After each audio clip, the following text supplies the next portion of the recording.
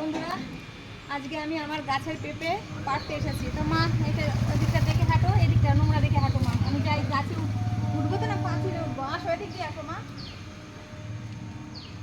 আর এই পেঁপে গাছগুলো পেঁপে পাড়ছি কেন, রাস্তার পাশে বাড়ি তো, এবার চোরের উপদ্রব, কে কখন ছিঁড়ে নিয়ে চলে যাবে, সেই জন্য কাছাকাছি পেঁপেগুলো পেড়ে নিচ্ছি। এর আগে অনেক পেঁপে লোকে নিয়ে নিয়েছে চলে। এই যে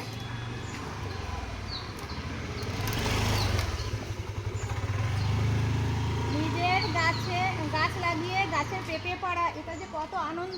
জানো বন্ধুরা, আজকে আমি পেঁপে সব পেড়ে নেবো। তার একটাই উদ্দেশ্য কি, পাশে একটা পেঁপে গাছ আছে, তো ওই গাছে একটা বড় পেঁপে রেখেছিলাম। আমার মা পাকা খাবে বলেছিল। তাই সেই পেঁপেটা না একদিন ঘুম থেকে উঠে দেখি মিসিং হয়ে গেছে।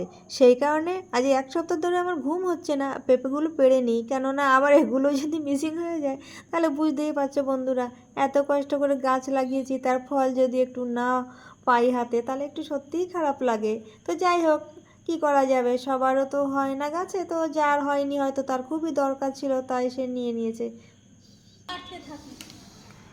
আমার শুভাকাঙ্ক্ষী বন্ধুদেরকে জানাই আমার অজস্র ভালোবাসা, অসংখ্য ভালোবাসা।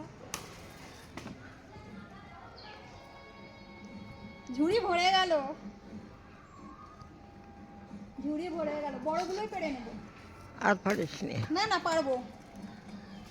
ওর উপরে ওইটাও বড়, দেখেছো? উঠতে হবে তো পাঁচিলে, কি করবো? থাক তাহলে, আর একটা নিচে পড়েছে। ওই একটাই নজর দিয়ে একটাই পেড়ে নেবে গো।